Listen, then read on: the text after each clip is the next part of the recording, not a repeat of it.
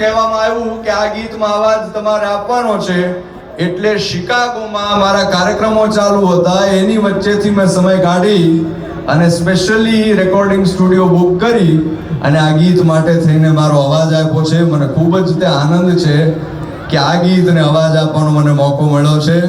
તો એ સમયો ટ્રેક જે છે, સમયોનું ગીત જે છે, એ હવે અમે અહીંયાથી રજૂ કરવા જઈએ છીએ.